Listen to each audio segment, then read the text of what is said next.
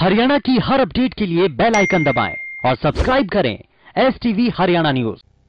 नमस्कार, स्वागत है आपका। मैं हूं नंदिनी मिश्रा आपके साथ और सीधा रुख करेंगे फटाफट हरियाणा का।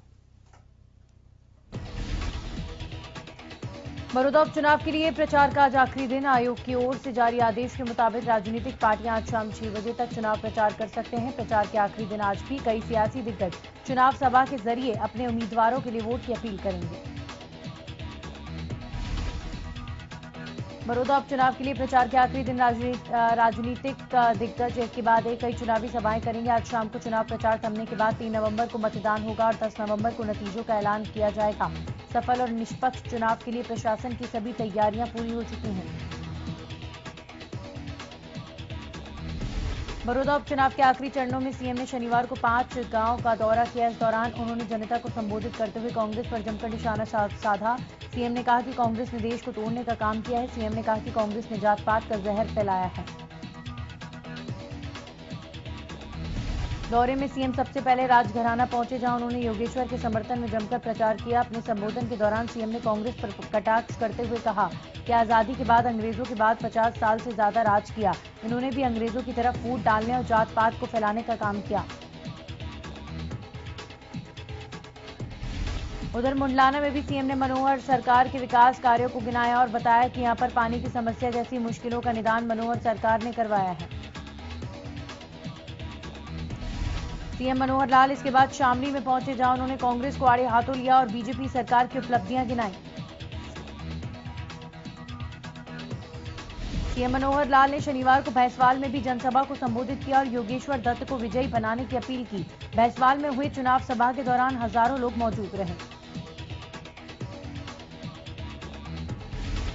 भैंसवाल के बाद सीएम मनोहर लाल ने जसराना और के अंतिम दौर के प्रचार में जनसभा को संबोधित किया और साझा सरकार को जनता की उम्मीदों वाली सरकार बताया।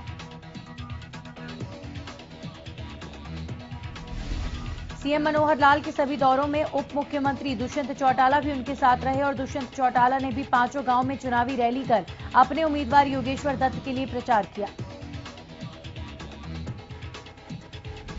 वहीं अपने संबोधन में डिप्टी सीएम दुष्यंत चौटाला ने भी भूपेंद्र सिंह हुड्डा पर कटाक्ष किया कि हुड्डा कहते हैं चाबी उनके पास है। मैं कहता हूं सोनिया ने स्टेयरिंग देकर सुरजेवाला को बिहार भेज दिया और आखिरी रात को शैलजा ने उम्मीदवार बदल दिया। अब तो हुड्डा की चुनाव के बाद मिली गद्दी भी जाने वाली है।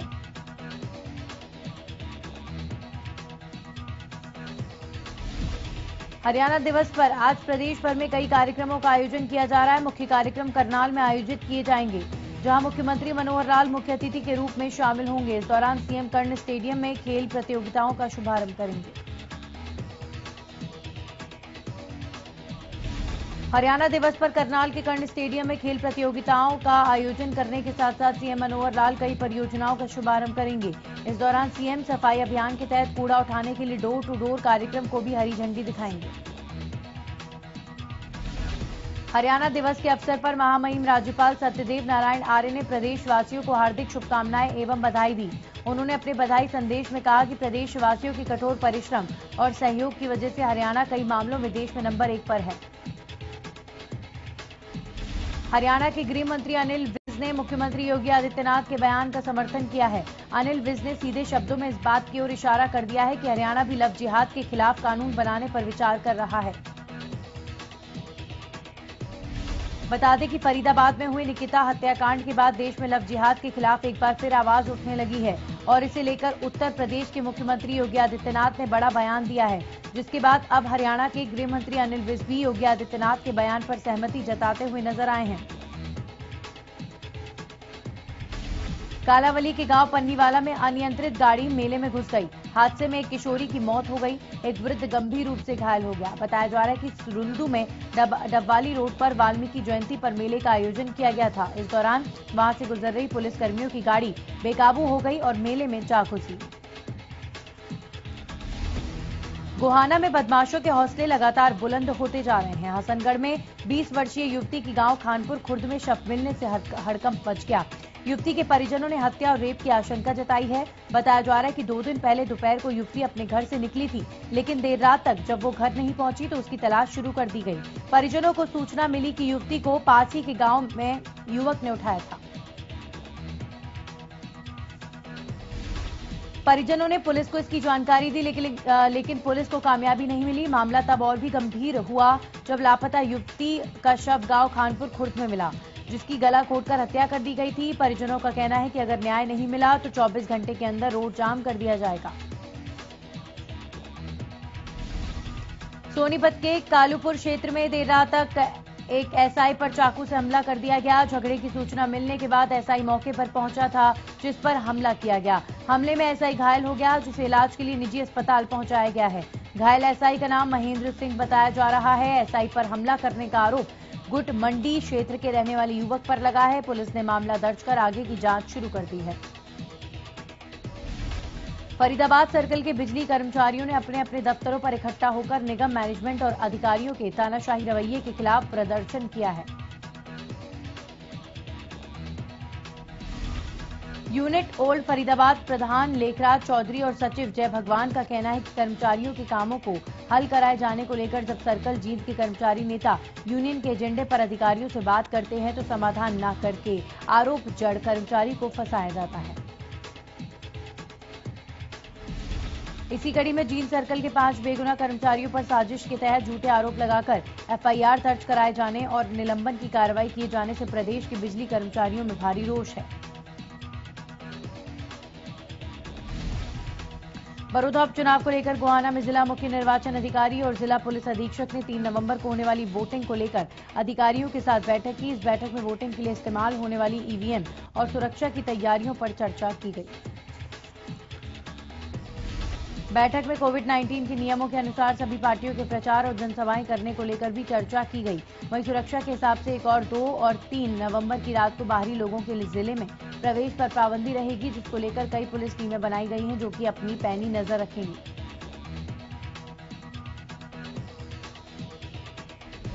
नारनौल में शराब के ठेकों पर नियमों की धज्जियां उड़ाई जा रही हैं। लाइसेंस की आड़ में ठेकेदार पूरी रात शराब बेच रहे हैं। विभाग की नाक के नीचे नियमों की जमकर धज्जियां उड़ाई जा रही हैं। नांगल चौधरी अनाज मंडी में इन दिनों बाजरे की खरीद में नए पुराने का खेल खेला जा रहा है। मंडी में नए बाजरे में पुराना और पुराने बाजरे में नए बाजरे को मिलाकर बेचा जा रहा है। इस मिलावट के खेल से सरकार को लाखों का चूना लगाया जा रहा है। मंडी में राजस्थान और गुजरात से पुराना और घटिया किस्म का बाजरा लाकर बेचा जा रहा है, जिसकी लगातार शिकायत मिलने पर कुछ दिन पहले स्थानीय विधायक डॉक्टर अभय यादव ने भी मंडी का दौरा किया और अधिकारियों को फटकार लगाई थी। उसके बाद तत्कालीन जिला उपायुक्त ने दौरा कर मौके पर ही पकड़ा था। वहीं जब इस मामले में अधिकारी से बात की गई तो उन्होंने भी माना कि सरकार के पास कोई साधन नहीं है जिससे नए और पुराने की जांच की जाए। इससे पहले नांगल चौधरी पुलिस भी कई बार अवैध बाजरे से भरे कई वाहनों को जब्त कर चुकी है। बावजूद इसके बाजरे का ये मिलावटी खेल जारी है। फरीदाबाद में हुए निकिता हत्याकांड के बाद देश भर में निकिता के न्याय के लिए मांग उठ रही है। इसी कड़ी में फरीदाबाद में निकिता के लिए न्याय की मांग करते हुए हजारों युवाओं ने कैंडल मार्च निकाला। इस दौरान उन्होंने निकिता के हत्यारों को फांसी दिलवाने की मांग करते हुए न्याय मिलने तक दीपावली ना मनाने का फैसला लिया। फतेहपुर बिल्लौच में हजारों युवाओं ने 1 किलोमीटर तक पैदल मार्च निकाला और निकिता को न्याय दिलवाने की अपील की। इस दौरान युवाओं ने हाथों में मोमबत्तियां लेकर निकिता को श्रद्धांजलि दी और निकिता के गुनहगारों को फांसी देने की मांग की। मुख्य सचिव विजयवर्धन ने गांव में बनाए गए सामुदायिक भवनों में महिला स्वयं सहायता समूहों के सदस्यों के लिए कंप्यूटर की व्यवस्था करने के निर्देश दिए हैं। इसका मुख्य उद्देश्य इन समूहों से जुड़ी महिलाओं को कंप्यूटर की बेसिक जानकारी देना है। मुख्य सचिव ने ये भी निर्देश दिए हैं कि ऐसे और अधिक स्थानों की पहचान की जाए जहां इन समूहों द्वारा कैंटीन चलाई जा सके। मुख्य सचिव ने ये निर्देश शुक्रवार को ग्रामीण विकास तथा विकास एवं पंचायत विभागों की योजनाओं की समीक्षा बैठक के दौरान दिए।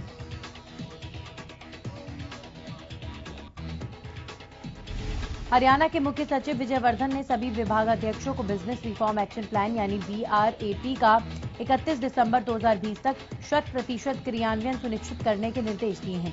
साथ ही जिन विभागों द्वारा अलग से सॉफ्टवेयर विकसित किया जाना है उन्हें भी जल्द पूरा करने के निर्देश दिए हैं। मुख्य सचिव ये निर्देश शुक्रवार को state business reform action plan और district business reform action plan को लेकर आयोजित समीक्षा बैठक में दिए गए।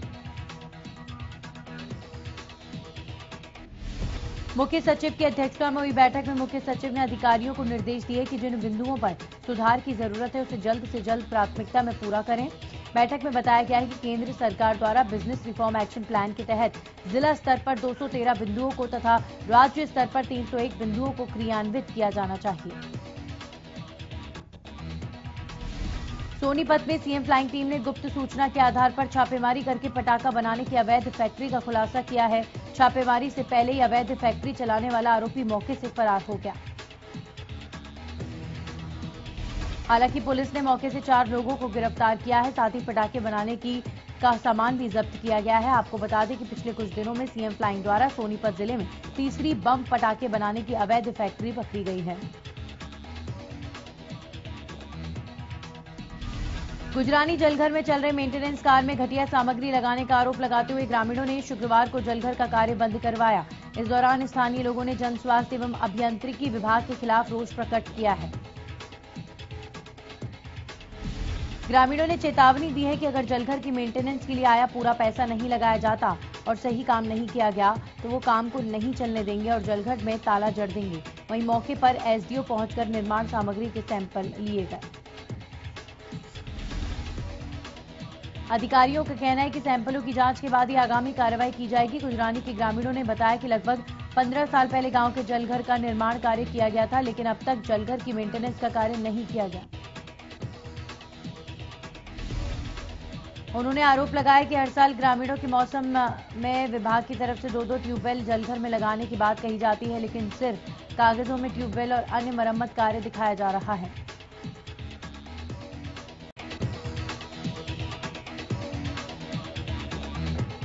कैथल में एक अचार फैक्ट्री में सीएम फ्लाइंग की टीम ने छापेमारी की। इस दौरान टीम को फैक्ट्री से लिए गए 4 सैंपल असुरक्षित पाए गए। सीएम फ्लाइंग की टीम ने फैक्ट्री में मौजूद 40 ड्रमों से अचार निकालकर जमीन में दबाया। वहीं खबर यह भी है कि टीम की ओर से 160 ड्रमों में रखा अचार सील किया गया था, लेकिन मीडिया के सामने केवल 40 ड्रमों से अचार निकालकर ही जमीन में दबाया गया।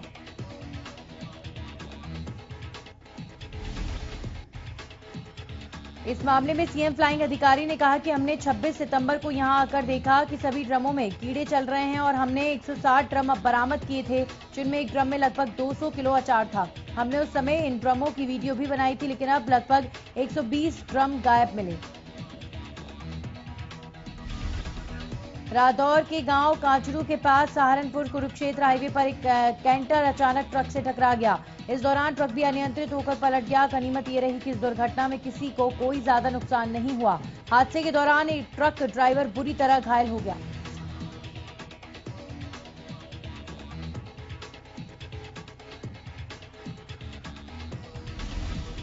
त्योहारों के सीजन के चलते हिसार में सीएम फ्लाइंग की छापेमारी अब लगातार जारी है। इसी अभियान को लेकर शुक्रवार को हिसार में एक मावा पनीर बनाने वाली फैक्ट्री में सीएम फ्लाइंग की टीम ने छापेमारी की। गुप्त सूचना के आधार पर की गई इस कार्रवाई में फैक्ट्री से भारी मात्रा में नकली खोआ पनीर बरामद किया गया। सैंपल लेने के बाद खराब गुणवत्ता के चलते पूरे सामान को वहीं पर खड्डा खोदकर दबा दिया गया।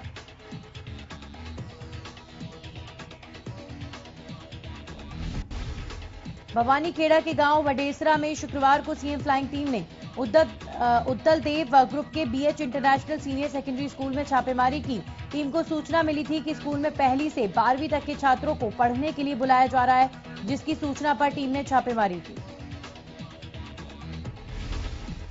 इस मौके पर टीम ने कक्षा में स्कूली बच्चों को भीड़ में बैठे हुए पाया, जहां ना तो 2 गज की दूरी का पालन किया गया और ना ही किसी बच्चे ने मास्क पहना था। सीएम फ्लाइंग टीम के अधिकारी ने बताया कि नियमों की अवहेलना पर जो भी उचित कार्रवाई होगी वे भी स्कूल के खिलाफ की जाएगी। महंगाई की वजह से बिगड़े बजट को जनता अभी संभाल भी नहीं पाई थी कि अब सरसों के तेल ने जनता की परेशानी को बढ़ा दिया। अंबाला में सरसों के तेल की कीमतों में 15 से 20 रुपए प्रति लीटर की बढ़ोतरी हुई है, जिसकी वजह से अब लोगों को 115 और 120 रुपए प्रति लीटर मिलने वाला सरसों का तेल 130 से 135 रुपए प्रति लीटर मिल रहा है।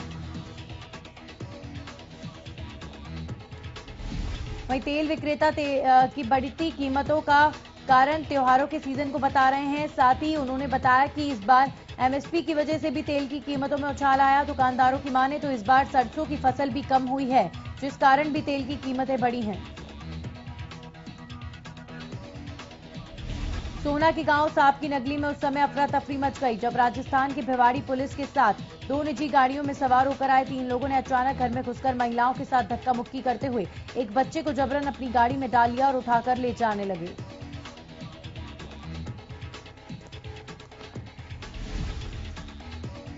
मामले की गंभीरता को देखते हुए पड़ोसी मौके पर आ गए, जिसके बाद ग्रामीणों की भीड़ जमा हो गई और बच्चे को आरोपियों के चंगुल से छुड़ाते हुए सोहना सिटी थाने पुलिस को सूचना दी गई और सभी लोगों को गाड़ी समेत मौके पर ही दबोच लिया। यमुनानगर में कोरोना के मामलों में काफी सुधार आया, लेकिन डेंगू में मामले में जबरदस्त बढ़ोतरी देखी जा रही है। शहर के निजी अस्पतालों में डेंगू के मरीज भारी संख्या में दाखिल हैं, जबकि स्वास्थ्य विभाग ने अभी तक डेंगू के 24 मामलों की पुष्टि की है।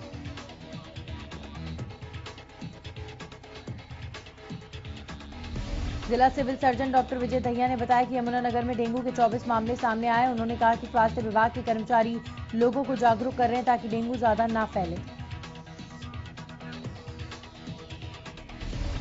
सोनीपत के गांव दतौली में कानून और पुलिस का डर खत्म कर देने वाला मामला सामने आया, जिसमें दिन दहाड़े 4 बदमाशों ने हरियाणवी सिंगर सुमित गोस्वामी के घर के बाहर फायरिंग की। बदमाशों ने खुद पूरे मामले की वीडियो बनाकर सोशल मीडिया पर भी वायरल की है।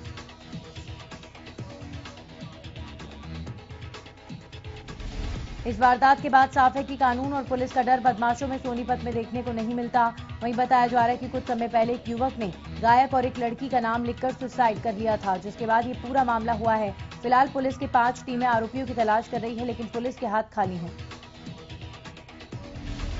सिरसा में नशे के सौदागरों पर नकेल कसने के लिए पुलिस प्रशासन ने कमर कस ली है। नशे के खिलाफ चलाए जा रहे अभियान में पुलिस अब नशा तस्करों को एक बड़ा संदेश देने वाली है। सिरसा पुलिस नशा तस्करी में लिप्त तस्करों की काली कमाई से भराई संपत्ति को सीज करेगी। ये जानकारी सिरसा के पुलिस अधीक्षक भूपेंद्र सिंह ने दी है। उन्होंने कहा कि सजायाफ्ता नशा तस्करों की संपत्ति का ब्यौरा जुटाना शुरू कर दिया है। ऐसा करने से नशा तस्करों के खिलाफ एक बड़ा प्रहार होगा। भूपेंद्र सिंह ने कहा कि नशा मुक्त भारत में सिरसा जिले को चिन्हित किया गया है। नशे के खिलाफ सिरसा पुलिस तस्करों की धरपकड़ कर रही है। बहुत मामले दर्ज किए जा रहे हैं। सिरसा के जगमलेरा प्राथमिक स्वास्थ्य केंद्र पर नर्सों की लापरवाही की वजह से 5 दिन पहले एक जच्चा बच्चा की जान चली गई, जिसके बाद से पीड़ित परिवार इंसाफ के लिए दर दर की ठोकरें खा रहा है, लेकिन कोई उसकी फरियाद सुनने को तैयार नहीं। इससे पहले कार्रवाई को लेकर मृतका के पिता ने पुलिस और सिविल सर्जन से शिकायत की, लेकिन कोई कार्रवाई नहीं हुई, जिससे नाराज पीड़ित परिवार ग्रामीणों के साथ लघु सचिवालय पहुंचा, जहां उपायुक्त प्रदीप कुमार और पुलिस अधीक्षक भूपेंद्र सिंह को ज्ञापन सौंपकर कार्रवाई करने की मांग की गई। कोरोना संकट के बीच गुरुग्राम में बिजली विभाग की बड़ी लापरवाही सामने आई है। बिजली विभाग की तरफ से एक मकान का 61,000 रुपए का बिल मकान मालिक को भेजा है। साथ ही किसी का 14,000 रुपए का तो किसी का उससे भी ज्यादा राशि का बिल विभाग को थमाया गया और ना भरने की सूरत में कनेक्शन काटने की धमकी दी जा रही है।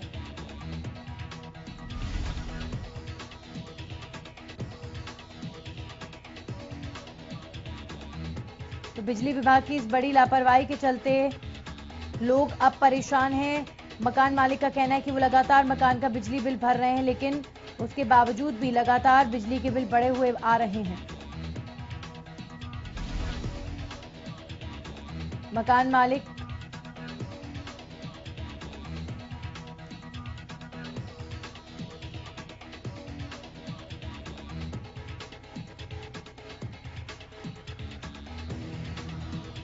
कुरुक्षेत्र में पुलिस ने नशा तस्करों पर बड़ी कार्रवाई करते हुए जीटी रोड पर एक ढाबे पर छापेमारी कर मौके से 1 करोड़ रुपए का 10 क्विंटल चूरा पोस्त और 34 किलो गांजा बरामद किया है।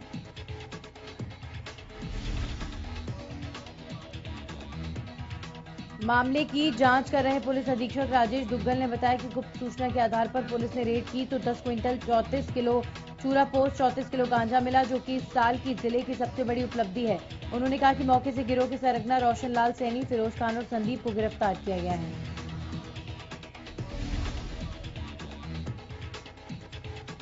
महेंद्रगढ़ के दलोट अहीर गांव में एक प्रेमी युगल ने भागकर शादी कर ली, जिसका खामियाजा उनके परिवार को भुगतना पड़ रहा है। गांव के लोगों ने युवक के परिवार का हुक्का पानी राशन सब बंद कर दिया। गांव की पंचायत ताकिस तुगलकी फरमान का ऑडियो भी वायरल हो रहा है। और इसी के साथ फटाफट हरियाणा में इतना ही।